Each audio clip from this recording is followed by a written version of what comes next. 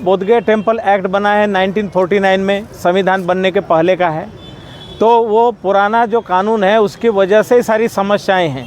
Hindu Buddhist के नाम बीच में मतभेद है, और जो जितना भी दान आ रहा है दुनिया के बुद्धिस्ट का, तो वो बुद्ध धम्म के मार्ग पे नहीं जा रहा है। यहाँ से ना स्कूल चल रहा है, ना कोई यूनिवर्सिटी चल रहा है, ना कोई हेल्थ कॉलेज वगैरह कुछ हेल्थ सेंटर चल रहा है, कुछ भी नहीं हो रहा है। और जो यहाँ पर स्टाफ है 100-150 का जो स्टाफ है वो भी बुद्धिस्ट नहीं है। तो जिस स्थान का जिस व्यवस्था की चीज़ होनी चाहिए वो नहीं है। इसीलिए हम चाहते हैं कि बौद्धों का स्थान है, बौद्धों का मैनेजमेंट हो, बौद्धों का स्टाफ हो, वहाँ से जन कल्याणकारी काम चले।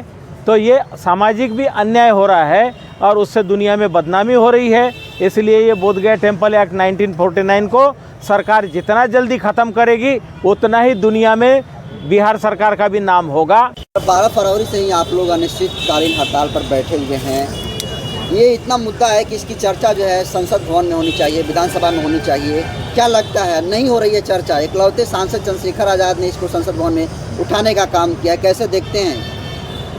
चर्चा होगी, क्योंकि यहाँ पर जो भूख हड़ताल चल रही है इसकी चर्चा सब जगह हो रही है। आपके माध्यम से भी सोशल मीडिया के माध्यम से काफ़ी चर्चा हो रही है। अब जो मुंह बंद करके बैठे हैं वो मुंह नहीं खोल रहे हैं, मुंह खोलेंगे, समय उस तरह से आ रहा है। तो जो आप देख रहे हैं ये महाबोधि विहार के आसपास में इतना हल्ला गुल्ला शोर शराबा है। ये वर्ल्ड हेरिटेज साइट है, यहाँ तो शांति होनी चाहिए। जितना भी दुनिया से लोग आते हैं शांति में थोड़ी देर बैठ कर के बुद्ध का ज्ञान स्थली में थोड़ा देर शांति से बैठना चाहते हैं, लेकिन बेचारे आते हैं तो यहाँ भिखारियों के भिखमंगों की छीना झपटी ये गेट के पास से इतनी होती है। वो बहुत से लोग उनके लपकते हैं, उनको परेशान करते हैं, एक बार आते हैं दोबारा आने की इच्छा नहीं रखते हैं। तो इसलिए ये कुव्यवस्था बंद होनी चाहिए, शांत पूरा का पूरा ये पीस जोन होना चाहिए।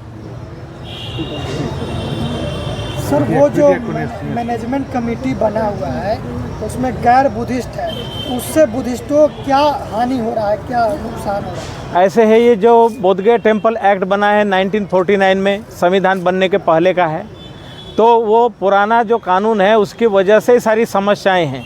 हिंदू बुद्धिस्ट के नाम बीच में मतभेद है, और जो जितना भी दान आ रहा है दुनिया के बुद्धिस्ट का, तो वो बुद्ध धम्म के मार्ग पे नहीं जा रहा है। यहाँ से ना स्कूल चल रहा है, ना कोई यूनिवर्सिटी चल रहा है, ना कोई हेल्थ कॉलेज वगैरह कुछ हेल्थ सेंटर चल रहा है, कुछ भी नहीं हो रहा है। और जो यहाँ पर स्टाफ है 100-150 का जो स्टाफ है वो भी बुद्धिस्ट नहीं है। तो जिस स्थान का जिस व्यवस्था की चीज़ होनी चाहिए वो नहीं है। इसीलिए हम चाहते हैं कि बौद्धों का स्थान है, बौद्धों का मैनेजमेंट हो, बौद्धों का स्टाफ हो, वहाँ से जन कल्याणकारी काम चले। तो ये सामाजिक भी अन्याय हो रहा है और उससे दुनिया में बदनामी हो रही है।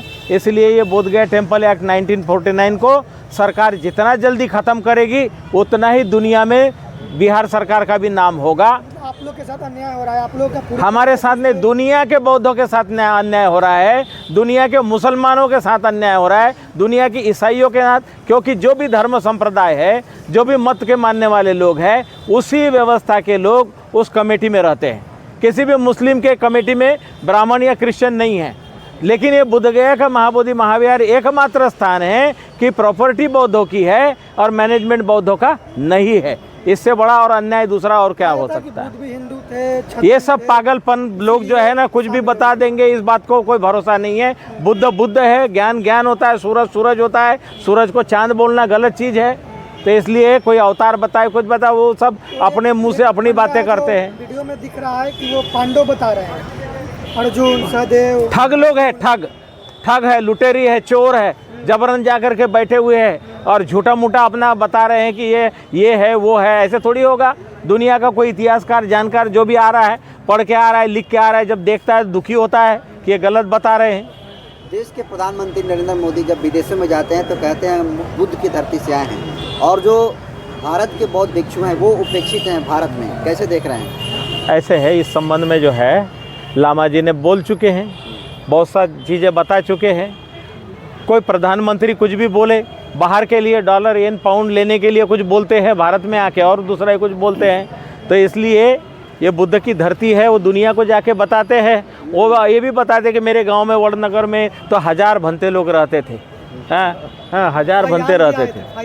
अब फैयान आए सब बताते हैं। तो बाद मंगल कामना करते हैं कि देखिए हम लोगों को बुद्ध के और यहाँ क्या है इसके लिए तो है ही, लेकिन हमको एक ही दुख है कि आज ये जो संविधान जो है, संविधान के आर्टिकल 13 में जब बाबा साहेब बोधिसत्व डॉक्टर अम्बेडकर ने लिख दिया कि 26 जनवरी 1950 के पूर्व जितने भी नियम कानून बने हुए हैं वो सारे निरस्त कर शून्य समान वैल्यू दिया जाता है, लेकिन आज तक जो 1949 एक्ट है यह हमारी ड्यूटी नहीं थी।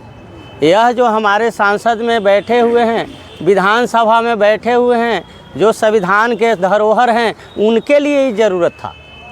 जो हमारे इस देश के पब्लिक लोगों ने एक एक वोट दे करके अपनी बात को रखने के लिए जो वहाँ भेजते हैं, आज तो ये हम लोग जो बैठे हैं कि जब तक ले काला कानून वापस नहीं होगा, निरस्त नहीं होगा, तब तक ले भारत के संपूर्ण संविधान लागू नहीं होगा। और जब भारत के संविधान लागू नहीं होगा तो यह बौद्धों को विरासत बौद्धों को नहीं मिलेगी।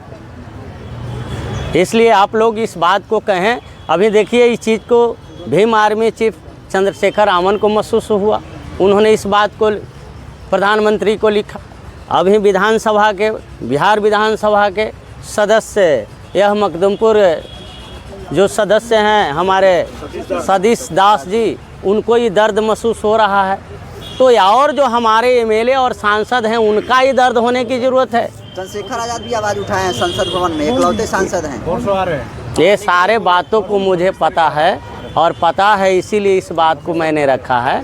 तो वो ऐसी बात नहीं कि हमारे लिए चंद्रशेखर जी गैर हैं, सारे हमारे बहुजन समाज के लोगों को आँख खोलने की ज़रूरत है। चलिए विशेष न कहते हुए बोलने का हम लोगों को भी शक्ति नहीं मिल रही है।